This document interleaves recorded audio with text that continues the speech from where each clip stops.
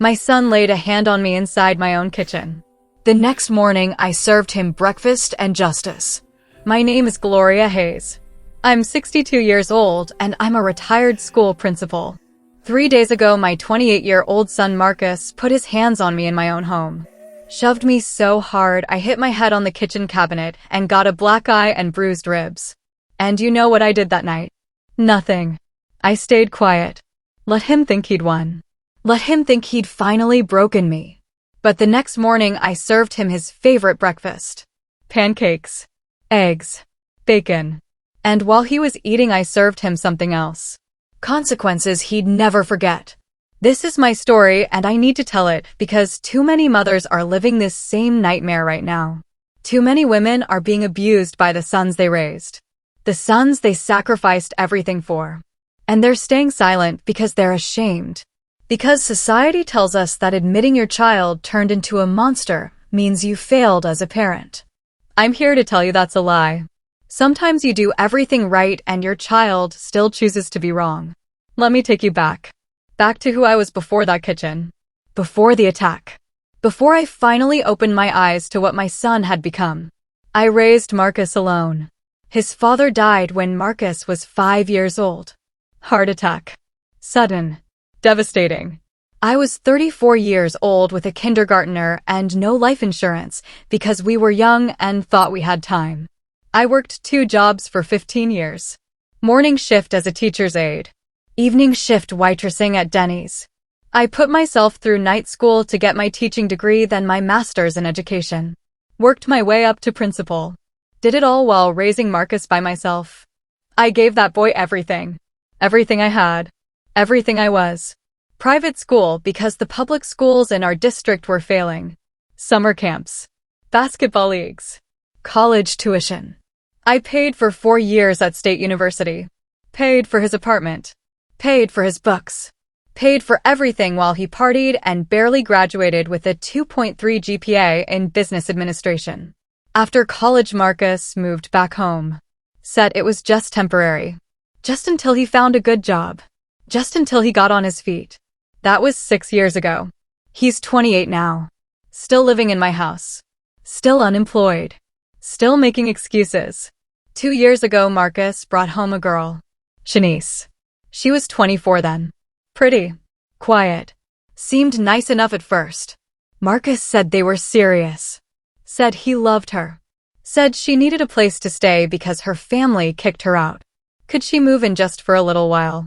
I said yes. Because I'm a fool. Because I wanted my son to be happy. Because I believed him when he said it was temporary. Shanice moved into my house and immediately stopped being quiet and nice. She had opinions. Complaints. The house was too cold. The food I cooked wasn't what she liked. I worked too much. Made too much noise in the mornings getting ready for work. She treated my home like a hotel and me like the staff. And Marcus. Marcus changed. Or maybe he didn't change. Maybe I just finally started seeing who he really was. He started demanding things. Money for gas. Money for clothes. Money for nights out with friends. When I said no, he'd throw tantrums like a toddler. Slamming doors. Yelling. Calling me selfish. Saying I owed him. That I'd raised him poor. That other kids had better childhoods. That it was my fault his father died and left us with nothing. The verbal abuse got worse over time. He'd call me stupid. Useless. A waste of space. Said I was lucky he even lived with me because otherwise I'd die alone. Said no man would ever want an old woman like me. Said I should be grateful he was there to take care of me. Take care of me. The irony. I cooked every meal. Did all the laundry. Cleaned the entire house. Paid every single bill. Marcus didn't contribute a dime. Neither did Shanice. They lived in my house completely free while I worked full-time as a principal and came home to cook and clean for 2 fully grown adults who treated me like garbage. My sister Cecilia warned me. Told me I was enabling him. Told me I needed to kick him out. Make him stand on his own 2 feet. But I couldn't. He was my baby. My only child. The boy I'd sacrificed everything for. Surely if I just loved him enough, supported him enough, he'd turn around. He'd get a job. He'd mature. He'd remember that I was his mother and treat me with respect. I was wrong. 6 months ago, Shanice got pregnant. I found out when I came home from work and saw a positive pregnancy test in the bathroom trash. They hadn't even told me. When I asked Marcus about it, he shrugged. Said yes, Shanice was pregnant. Said I'd be a grandma. Said it like he expected me to be excited. I asked what their plan was. How they'd afford a baby when neither of them worked. Marcus looked at me like I was stupid. You'll help us, Ma. That's what grandmas do. You'll watch the baby while Shanice and I get back on our feet. It's perfect. Perfect. He expected me to work full-time, then come home and raise his child while he continued doing nothing. I said no. Said they needed to figure it out themselves. Get jobs. Get their own place. Be actual parents. Marcus exploded. Called me heartless. Said what kind of grandmother refuses to help with her own grandchild. Said I was selfish. That I'd always been selfish. That everything wrong with his life was my fault. I backed down. Like I always did. Said of course I'd help. Of course I'd be there. Whatever they needed. The attacks got worse after that. Not physical yet. But the verbal abuse was constant. Daily. Marcus would scream at me over nothing. Dinner wasn't ready on time. I didn't buy the right groceries. I made too much noise. I breathed too loud. Everything I did was wrong. Shanice joined in. Criticized how I cleaned. How I cooked. Said when the baby came I'd need to do things her way. Her rules. In my house. I took it. All of it. Because I didn't know what else to do. This was my son. My flesh and blood. Surely I could fix this. Surely my love was enough. Then came last Tuesday. The day everything changed. I'd just gotten home from work. It was 6:30 in the evening. I was exhausted. There'd been a crisis at school. A student had brought a weapon. We'd been in lockdown for 3 hours. I was emotionally drained. I walked into my kitchen and found Marcus and Shanice sitting at the table. Not cooking. Not cleaning. Just sitting there waiting. For me. To cook for them. I'm really tired tonight. I said. Can you guys order pizza or something? I need to lie down. Marcus's face went dark. You're tired. You're tired. I've been here all day. You think that's not tiring? The least you can do is cook dinner. I don't have the energy tonight, Marcus. Please. Just this once. He stood up. Walked toward me. His face was twisted with rage. You're so selfish, Ma. So damn selfish. All you do is work and then you come home and act like you're too good to take care of your family.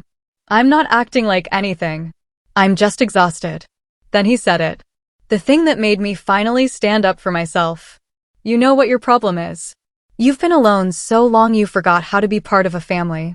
Dad died because he couldn't stand being married to you. Something snapped inside me. Don't you dare. I said. My voice was shaking.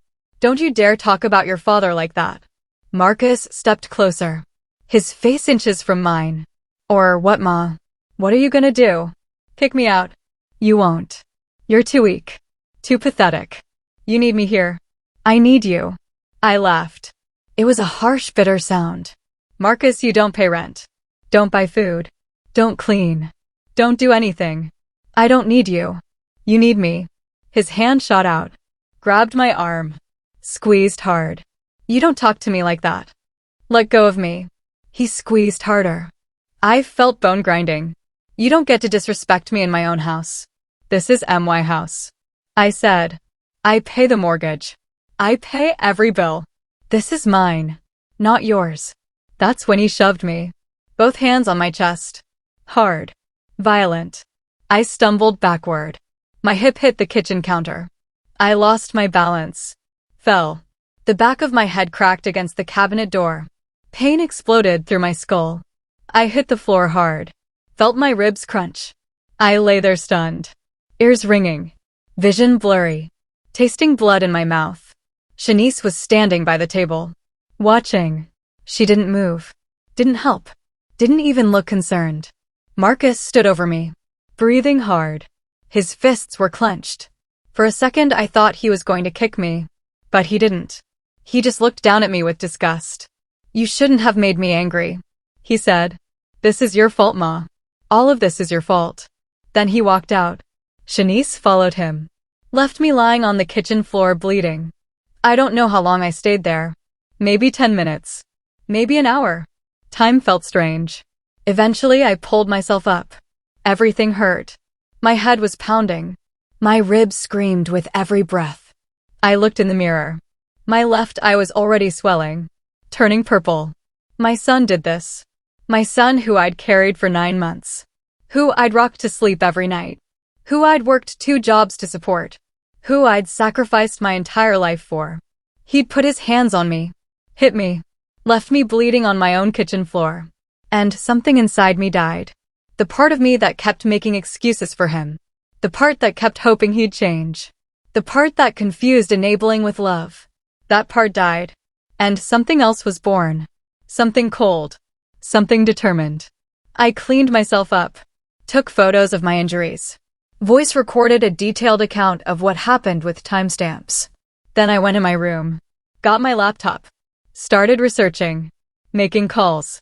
Planning. Marcus thought he'd won. Thought he'd finally broken me into complete submission. He had no idea what was coming. That night I didn't sleep. Couldn't. Every time I closed my eyes I saw Marcus's face twisted with rage. Felt his hands shoving me. Heard the crack of my head hitting the cabinet. My ribs throbbed with every breath. My eye was swollen shut. But the physical pain was nothing compared to the clarity that had finally broken through. I'd enabled a monster. I'd created him through years of excuses and second chances and unconditional support that had no conditions at all. I'd confused being a good mother with being a doormat. And now I was lying in my bed afraid in my own house. Afraid of my own son. No more. At 3 in the morning I got up. Went to my home office. Pulled out my laptop and started documenting everything. I wrote down every incident I could remember. Every time Marcus had screamed at me. Every insult.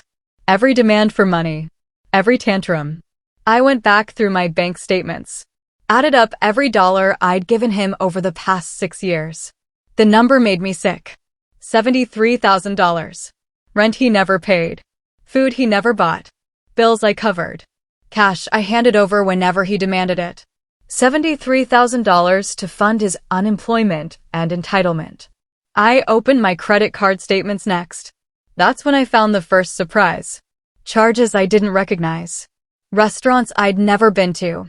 Online purchases I'd never made. $800 at a casino in Atlantic City. I'd never been to Atlantic City. I pulled my credit report. My hands started shaking when I saw it. 3 credit cards I'd never opened. All in my name. All maxed out. Total balance $32,000. Marcus had stolen my identity. Opened cards using my social security number and information he had access to because I trusted him. Because he was my son. He'd racked up $32,000 in debt and I'd had no idea. I took screenshots of everything. Downloaded statements. Built a file. Evidence. I was a school principal. I knew how to document. How to build a case. I'd dealt with problem students and parents for 20 years. I knew how to be methodical. Strategic. Cold.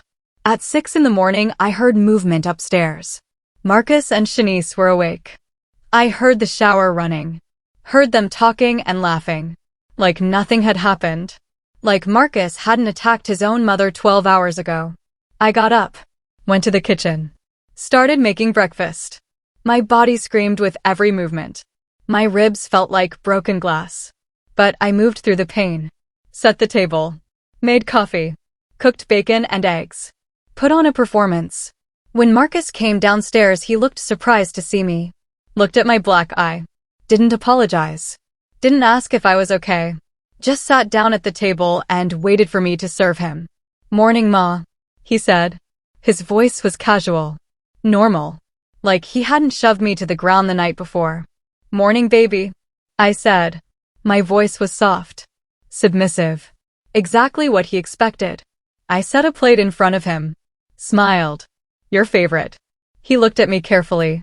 Suspicion flickered across his face. "You're not mad." "I'm not mad." I lied. "I was wrong last night. I shouldn't have talked to you that way. I'm sorry." His face relaxed. "That's right. You need to remember your place, Ma." I'm the man of this house. I know, baby. I know. Eat your breakfast. Shanice came down, looked at my eye with distaste like I was embarrassing her by being visibly injured. She sat down without a word. I served her too. Played the role of the defeated woman. The broken mother. They ate. Complained that the eggs were too dry. That the bacon was too crispy. I apologized. Said I'd do better tomorrow. Inside, I was counting down. Calculating. Planning. After they finished, Marcus looked at me. I need $500. What for, baby? That's none of your business. I need it today. I don't have $500 right now, Marcus. His jaw tightened. Yes, you do. You get paid every 2 weeks. I know you have money. I have bills to pay. Your bills can wait. He stood up. Walked over to me. Stood too close. Intimidating me in my own kitchen. I need that money, Ma. Don't make this difficult. I looked up at him. Saw the threat in his eyes. Remembered the feel of his hands shoving me. And I smiled. Okay, baby. Okay. I'll get it for you. He relaxed. Good. I knew you'd see reason. I went to my purse. Pulled out my wallet. Counted out $500 in 20s. Money I'd withdrawn from the ATM that morning specifically for this. Handed it to him. He took it without saying thank you. Shoved it in his pocket. I'll be back later. Don't wait up. Where are you going? I asked, playing the concerned mother. Out. None of your business. He left. Shanice followed him. I heard my front door slam. Heard Marcus's car start. The car that was registered in my name because his credit was too bad to get approved. The car I paid insurance on every month. The moment they were gone, I moved. Called my sister Cecilia. See, it's me, Glory. Her voice was worried. I've been calling you. Are you okay? No, I'm not okay, but I'm about to be. I need your help. Anything. What happened? I told her everything. The attack. The injuries. The stolen identity. The credit cards. Everything. When I finished, she was silent for a long moment. That son of a, Cecilia's voice was shaking with rage. I'm coming over right now. No, not yet. I have a plan. But I need you to do something for me. What? I need you to take photos. Medical documentation. I need a witness. Cecilia arrived 30 minutes later. Took one look at my face and started crying. Oh, Glory. Oh my God. Don't cry, see. Just document. Photos. Video. I need evidence. She pulled out her phone. Photographed my black eye from multiple angles. My bruised ribs when I lifted my shirt. The bump on the back of my head. She recorded video of me explaining what happened. When it happened. How it happened. We need to call the police. Cecilia said. Right now. He can't get away with this. We will. I said. But not yet. I need to do this right. I need to make sure he can't worm his way out of it. Can't manipulate me into dropping charges. Can't convince some judge that it was just a family argument that got out of hand. What are you planning, Glory? Justice. I'm planning justice. Next I called my lawyer. Patricia Chin. I'd used her when I bought my house. When I did my will. She was sharp and thorough and she didn't tolerate nonsense. Patricia.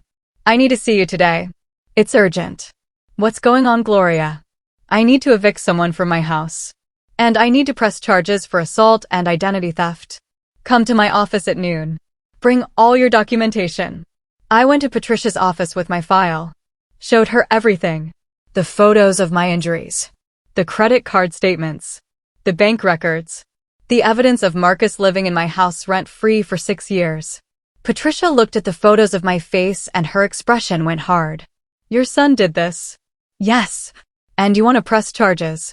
Yes. And evict him. Both him and his girlfriend. I want them out of my house. Legally, you have to give them 30 days notice. Patricia said. They're tenants even if they don't pay rent. Then draft the eviction notice. I'll serve it today. Patricia pulled out forms. Started filling them out. What about the assault charges? I'm going to the police station after this. Good. She looked up at me. Gloria, I have to ask. Are you sure about this? Once you start this process, there's no going back. He's your son. He stopped being my son when he put his hands on me. I said. My voice was steady. Cold. I'm done making excuses for him. Done enabling him. Done sacrificing myself for someone who sees me as nothing more than a bank account and a servant. Patricia nodded. Then let's make sure he pays for what he's done. I left her office with legal eviction notices for both Marcus and Shanice. 30 days to vacate the premises. Signed. Notarized. Legal. Next stop was the police station. I walked in with my file. Asked to speak to someone about filing assault charges and reporting identity theft. They sent me to Detective Ramon Cruz. He was mid-40s. Kind eyes. He looked at my black eye and his expression shifted. Ma'am, what happened to you? My son assaulted me. I said. And I need to press charges. I gave my statement. Showed him the photos. The video Cecilia had recorded. The timeline I'd written out. Detective Cruz listened carefully. Took notes. Asked questions. This is your son, he said. You understand that if we arrest him, he'll likely face jail time. I understand. And I want him arrested. Ma'am, I have to ask. Are you being pressured to file this report? Sometimes in domestic situations, family members apply pressure. I'm not being pressured, I said, looking him directly in the eyes. I'm being protected. By myself. Because no one else will protect me from him. Detective Cruz nodded. Okay. I believe you. Let me run his name through our system. He typed on his computer. Frowned. Looked up at me. Mrs. Hayes. Your son has a record. What? 3 years ago, Marcus was arrested for assault. Domestic violence. Against a girlfriend. She pressed charges, but dropped them 2 weeks later. My blood ran cold. He'd done this before. Hid another woman. And I'd never known. He'd hidden it from me completely. That's not all. Detective Cruz continued. He's got unpaid tickets. A warrant for failure to appear in court on a DUI from last year. If we bring him in, he's going to be held. Good. I said. How soon can you arrest him? I can get a warrant today. We'll pick him up tomorrow. I drove home. My hands were steady on the wheel. My mind was clear. Everything was in motion now. Marcus had no idea what was coming. He thought he'd broken me. Thought I'd never fight back. Thought I'd keep enabling him forever. Tomorrow morning he'd find out how wrong he was. I woke up at 5 the next morning. My body still ached, but my mind was crystal clear. Today was the day. Today Marcus would face consequences for the first time in his life. Real consequences that I wouldn't rescue him from. I went downstairs. Made coffee. Started cooking breakfast just like I did every morning. Pancakes. Scrambled eggs. Bacon. Turkey sausage. The works. I set the table with my good plates. Poured fresh orange juice into glasses. Made everything perfect. At 7:30, I heard footsteps upstairs. Marcus and Shanice getting up. I plated the food. Set everything out beautifully. Stood by the stove waiting. Marcus came down first. He looked surprised to see the spread. Damn, Ma. What's the occasion? No occasion, baby. I just wanted to make you a nice breakfast. Sit down. Eat. He sat. Suspicion crossed his face again, but the food looked too good. He started eating. Shanice came down next. Looked at the table. Looked at me with my black eye still visible. Why are you being so nice? Shanice asked. Her voice had an edge to it. Can't a mother make breakfast for her son? I said, smiling. Eat. Before it gets cold. They ate. Complained as usual. The pancakes needed more syrup. The eggs were too runny. The bacon was too crispy. I apologized for everything. Promised to do better. Played my role perfectly. Marcus finished his plate. Leaned back in his chair. You know, Ma, maybe you're finally learning. This is how it should be. You taking care of us. Knowing your place. I know, baby. I know. And about the money I asked for yesterday. I'm gonna need more. Another 300 today. What for Marcus? I told you that's none of your business. His voice went hard. Just give me the money. I don't have it, baby. His chair scraped back. Yes, you do. Stop playing games. I'm not playing games. I really don't have $300 to give you today. He stood up. Walked around the table toward me. That's when the doorbell rang. Marcus froze. Who the hell is that at 7:45 in the morning?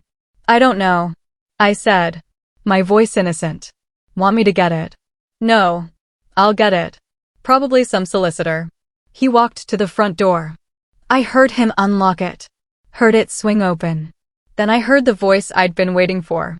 Marcus Hayes. Yeah. Who's asking? I'm Detective Ramon Cruz with Denver PD. We have a warrant for your arrest. What? Marcus's voice went high. Panicked. A warrant for what? Assault and battery. Identity theft. Credit card fraud. Turn around and put your hands behind your back. This is bullshit. I didn't do anything. Ma, come here. I walked slowly to the front door. Stood in the hallway where I could see everything. Marcus was already in handcuffs. 2 uniformed officers were with Detective Cruz. Marcus's face was red. Furious. Ma, tell them. Tell them this is a mistake. I looked at my son. Looked at the man who'd shoved me to the ground in my own kitchen. Who'd stolen my identity.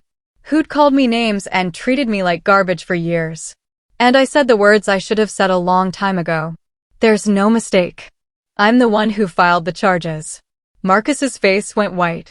Then purple. You what? I filed assault charges. Detective Cruz said. For the attack on your mother 2 days ago. We also have evidence of identity theft. You opened 3 credit cards in your mother's name without her permission. That's fraud. Ma. Marcus's voice was desperate now. Pleading. What are you doing? I'm your son. You stopped being my son when you put your hands on me. You can't do this. You can't send me to jail. I'll lose everything. You don't have anything to lose, Marcus. You don't have a job. Don't have money. Don't have anything because you've been living off me for 6 years while treating me like dirt. Shanice appeared in the hallway. What's going on? Your boyfriend is being arrested. Detective Cruz said. You might want to find somewhere else to stay. Shanice turned to me. Her face was shocked. Gloria, you can't let them take him. I'm pregnant. We need him here. I pulled the eviction notice from my pocket. Handed it to her. You have 30 days to vacate the premises. Both of you. This is my house. You're no longer welcome here. You can't kick us out. We have nowhere to go. That's not my problem. You watched him attack me and did nothing. You've lived here rent-free for 2 years while treating me like a servant. You enabled his abuse. You're just as guilty as he is. This is crazy. Marcus was screaming now as the officers walked him toward their car. You're insane. I'm calling a lawyer. I'm suing you. You can't do this to me. I already have a lawyer, Marcus. And she's very good. They put him in the back of the police car. He was still yelling. Still threatening. I watched emotionless as they drove away. Shanice stood in my doorway crying. Where am I supposed to go? I'm 6 months pregnant. Call your family. Call friends. I don't care. But you have 30 days to be out of my house. I went back inside. Closed the door in her face. Sat down at the kitchen table.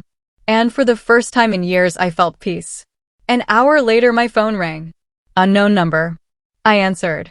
You have a collect call from an inmate at Denver County Jail. Will you accept the charges? No, I said. And hung up. The phone rang again 5 minutes later. Same message. I declined again. Marcus called 6 more times that day. I declined every single one. Detective Cruz called that afternoon. Mrs. Hayes. Wanted to update you. Your son's bail is set at $50,000. He'd need to pay $5,000 to a bondsman to get out. Will he be able to? Not unless someone helps him. He has no money, no job, no assets. He's asking for you. I'm not helping him. I figured. Detective Cruz paused. There's something else you should know. When we searched him, we found drugs. Cocaine. Enough that we're adding possession with intent to distribute. My stomach dropped. He had drugs on him. Yes, ma'am. In his jacket pocket. That's a felony. Combined with the assault and fraud charges, he's looking at serious prison time. How much time? If convicted on all counts. Probably 8 to 10 years. 8 to 10 years. My son. The baby I'd rocked to sleep. The boy I'd worked 2 jobs to support. Was going to prison for 8 to 10 years. I should have felt sad. Guilty. Like I was betraying him. But I didn't. I felt relief. Thank you, detective. Keep me updated. That evening, Shanice knocked on my bedroom door. Can we talk? No. Please, Gloria. I'm sorry. I'm so sorry about everything. I didn't know it would go this far. You watched him attack me and didn't help. You stood there and told me I shouldn't have made him angry. You're not sorry. You're just scared because your meal ticket is gone. I'll get a job. I'll pay rent. Please don't make me leave. You have 29 days left. I suggest you start packing. She left crying. I didn't care. Over the next week, I learned more about my son than I'd known in 28 years. Detective crews called with updates. They'd searched Marcus's room. Found more drugs. Found stolen property. Electronics. Jewelry. Things he'd stolen from me and I hadn't even noticed were missing. They pulled his phone records. He'd been gambling. Sports betting. Online poker. Had lost over $20,000 in the past year. Money he'd gotten from me. Money he'd stolen using credit cards in my name. They found text messages between him and Shanice. Messages where they discussed me like I was a problem to be managed.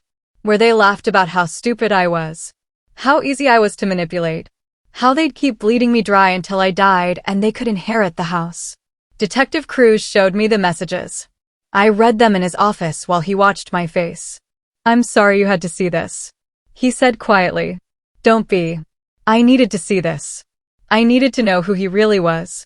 The prosecutor called me next. Explained they were building a strong case.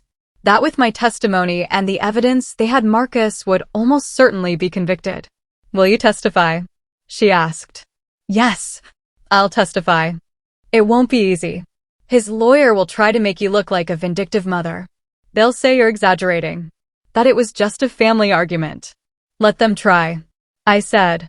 I have photos. Video. Medical records. Bank statements. Credit card fraud. Drugs. Stolen property. They can paint me however they want. The evidence speaks for itself. 2 weeks after Marcus's arrest, the preliminary hearing happened. I sat in the courtroom. Watched him shuffle in wearing an orange jumpsuit and shackles. He looked smaller somehow. Defeated. His court-appointed lawyer stood up. Argued that Marcus should be released on his own recognizance. That he had strong ties to the community. That his mother would vouch for him. The prosecutor stood. Your Honor, Mrs. Hayes is the victim in this case. She's the one who filed charges. She's also here today, and I'd like her to speak. The judge looked at me. Mrs. Hayes, do you have something to say? I stood up. Yes, Your Honor. My son assaulted me in my own home. Gave me a black eye and bruised ribs. He stole my identity and racked up $32,000 in debt in my name. He's been verbally and emotionally abusing me for years. I don't want him released. I want him held accountable. The judge looked at Marcus. Then back at me. Bail remains at $50,000. Next court date is in 30 days. Marcus's lawyer requested to speak with me outside. Tried to convince me to drop the charges. Said Marcus was sorry. That he'd get help. That family should forgive. I looked at that lawyer and said family should also not put their hands on each other. Tell Marcus I'll see him in court. The trial happened 3 months later. I walked into that courtroom with my head held high. My black eye had healed. My ribs had stopped hurting. But the scars Marcus left went deeper than anything visible. The courtroom was packed. My sister Cecilia sat behind me. Pastor Walker. Friends from work. People who'd watched me sacrifice everything for a son who'd repaid me with violence. Marcus was led in wearing a suit his public defender had provided. He looked thinner. Tired. He glanced at me once. I didn't look away. Didn't flinch. Just stared at him until he dropped his eyes. The prosecutor was a woman named Jennifer Mills. She'd built her career on domestic violence cases. She was thorough and relentless, and she wanted Marcus destroyed. She laid out the case methodically. The assault. The identity theft. The drugs. The stolen property. She showed the jury photos of my black eye. My bruised ribs. Played the video Cecilia had recorded of me explaining what happened. Then she called me to testify. I walked to the stand. Placed my hand on the Bible. Swore to tell the truth. Sat down and looked at the jury. 12 faces watching me. judging whether I was telling the truth or exaggerating, whether my son was a criminal or just a troubled young man. Mrs. Hayes, Jennifer began. Tell the jury what happened on the night of November 12th. I took a breath, told them everything. How Marcus had demanded I cook dinner after a traumatic day at work. How I'd said I was too tired. How he'd exploded with rage. How he'd shoved me so hard I hit my head on the cabinet and fell to the floor. How Shanice had watched and done nothing. My voice didn't shake, didn't waver. I spoke clearly and calmly like I was giving a presentation at school. Facts. Timeline. Evidence. And how did you feel when your son attacked you? Jennifer asked. Betrayed. I said. I felt betrayed by the child I'd raised alone. The boy I'd worked 2 jobs to support. The son I'd put through college. I'd given him everything and he repaid me with violence. Marcus's lawyer objected. Said I was being inflammatory. The judge overruled. Jennifer showed the jury the credit card statements. The $32,000 in fraudulent charges. Asked me if I'd authorized any of it. No, I said. I didn't know those cards existed until after the assault. Marcus stole my identity, my social security number, my information, opened cards in my name and maxed them out. What did he use the money for? Gambling, drugs, going out with friends, living a lifestyle he couldn't afford on his own. The defense attorney cross-examined me. His name was Robert Palmer, mid-50s, slick suit, condescending smile. Mrs. Hayes, he began. Isn't it true that you and your son had a volatile relationship? No. We had a one-sided relationship where I gave and he took. You admit you argued frequently. He yelled at me frequently. I tried to keep the peace. And, on the night in question, you refused to cook dinner for him, correct? I asked if he could order food because I was exhausted from a crisis at work. So you did refuse. I set a boundary. That's different from refusing. Palmer tried to paint me as a controlling mother. Suggested I'd exaggerated my injuries. Implied the assault was mutual. That I'd provoked Marcus. I stayed calm. Answered every question. Let the evidence speak for itself. Then the prosecutor called her surprise witness. A woman named Brianna Moss. She was 26. Pretty. Nervous. Miss Moss. Jennifer said. How do you know the defendant? I dated Marcus 3 years ago. Brianna said. Her voice was quiet. Can you tell the jury what happened during your relationship? Brianna took a breath. Marcus was charming at first. Sweet. Attentive. But after a few months he changed. Started yelling at me. Calling me names. Accusing me of cheating when I wasn't. Did he ever become physical? Yes. One night we argued about money. I'd refused to lend him $500. He grabbed me by the throat. Slammed me against a wall. Choked me until I couldn't breathe. The courtroom went silent. What did you do? Jennifer asked. I called the police. Pressed charges. But then Marcus begged me to drop them. Said he'd get help. Said he loved me. Said it would never happen again. I was young and stupid and I believed him. I dropped the charges. Do you regret that decision? Yes. Brianna looked at Marcus. Her voice stronger now. Because if I'd followed through, maybe he wouldn't have done this to his own mother. Marcus's face was white. His lawyer tried to object. Said Brianna's testimony was prejudicial. The judge allowed it. Pattern of behavior, she said. The drug evidence came next. The cocaine they'd found in Marcus's pocket.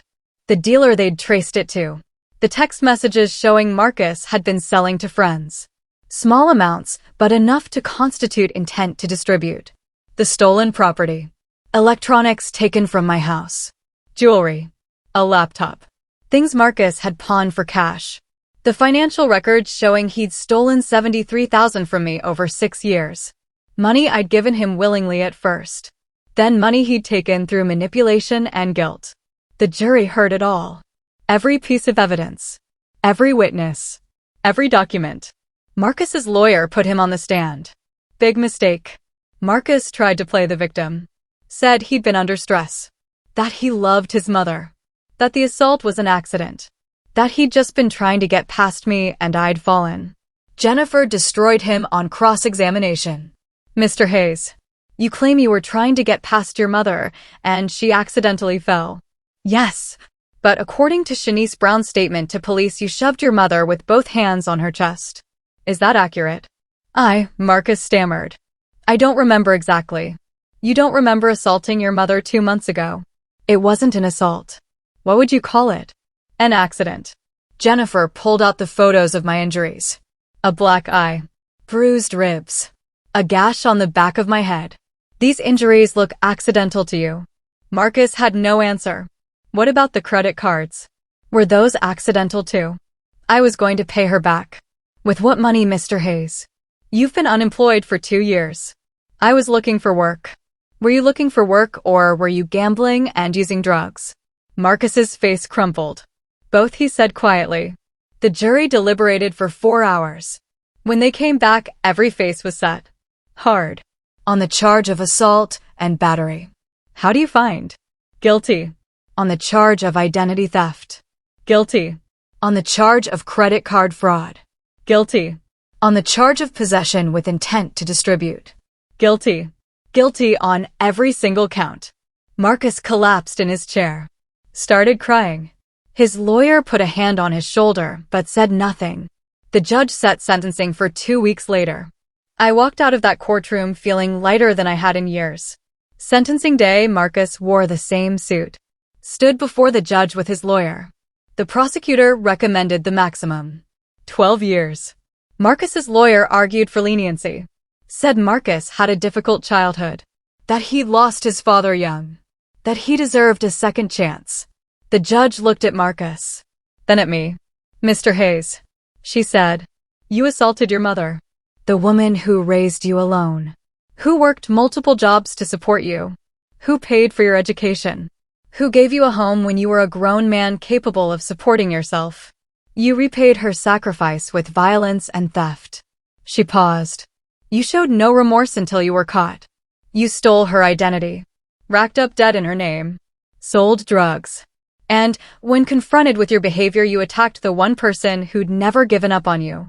The judge's voice went hard. I'm sentencing you to 10 years in state prison. You'll serve a minimum of 8 before being eligible for parole. You'll also pay full restitution of $105,000 for the money you stole and the emotional damages you caused. Marcus started crying harder. Begging. Saying he was sorry. That he'd change. The judge banged her gavel. Take him away. As they led Marcus out in handcuffs, he looked at me one last time. Mouthed the words, I'm sorry. I looked at my son. The boy I'd loved. The man he'd become. And I felt nothing. Outside, the courthouse reporters were waiting. The case had made local news. Mother presses charges against abusive son. They wanted a statement. I stood in front of the cameras and said what needed to be said. My name is Gloria Hayes. For 28 years I was a mother. I sacrificed everything for my son. Worked 2 jobs. Paid for his education. Gave him a home when he was an adult. And he repaid me with abuse. Verbal. Financial. Physical. I paused. I'm here to tell other mothers. Other parents. That loving your child doesn't mean accepting abuse. Setting boundaries isn't cruel. It's necessary. And sometimes the most loving thing you can do is let your child face the consequences of their actions. I held up my hand. Showed the faded bruises that were still visible. This is what happens when you confuse enabling with love. When you make excuses instead of holding people accountable. I enabled my son for years. Made excuses for his behavior. And it escalated to violence. My voice got stronger. If your adult child is abusing you, financially, verbally, physically, you are not obligated to accept it. You are not a bad parent for setting boundaries. For pressing charges. For protecting yourself. Blood doesn't give anyone the right to hurt you. The cameras flashed. Reporters shouted questions. I answered a few, then left. Cecilia hugged me tight. I'm so proud of you, Glory. It's over. I said. Finally over. 6 months later I sold my house. Too many bad memories. Bought a small condo near the mountains. Started therapy to process everything. Joined a support group for parents of incarcerated children. Shanice had her baby. A girl. She tried to contact me once. Asked if I wanted to meet my granddaughter. I said no. That child would be better off without me in her life. Without the connection to her father's crimes. Marcus writes me letters from prison, begging for forgiveness, asking for money for commissary, saying he's changed. I don't respond. Don't visit. Don't send money. Pastor Walker asked me once if I'd ever forgive Marcus. I told him forgiveness doesn't mean reconciliation. I can forgive him for my own peace, but I don't have to let him back into my life. I'm 63 now, retired from teaching. I travel, read, garden, date a kind widower named James who treats me with respect. I'm living for myself for the first time in decades. And Marcus. Marcus has 7 more years in prison to think about what he did. To understand that actions have consequences. To learn that his mother's love had limits and he crossed them. I don't regret pressing charges. I don't regret testifying. I don't regret any of it. I just regret that it took me so long. If your adult child is abusing you, you are not obligated to accept it. Financial abuse is abuse. Verbal abuse is abuse. Physical abuse is abuse. Being their parent doesn't mean being their victim. Set boundaries. Document everything. Press charges if necessary. You are not a bad parent for protecting yourself. You're a human being who deserves safety and respect. Stop confusing enabling with love. Stop making excuses. Stop sacrificing yourself for someone who won't respect you. Your child's bad choices are not your fault. Their consequences are not your responsibility. Love them from a distance. Protect yourself first. You cannot pour from an empty cup. And you cannot save someone who doesn't want to be saved. Would you have pressed charges against your own child? Could you have been as strong as Gloria? Drop your thoughts in the comments below and let me know what country you're watching from. If this story resonated with you, if you know someone who needs to hear this message, smash that subscribe button right now. We share powerful real-life stories every single week that could change your perspective and maybe even save your life. Hit the notification bell so you never miss when we drop new content. Share this video with anyone who's struggling with a toxic family member. Sometimes people need to see they're not alone before they can find the strength to break free. What time are you watching this? Comment below. Remember, you are not obligated to accept abuse from anyone, not even family. Now subscribe, and let's build this community together.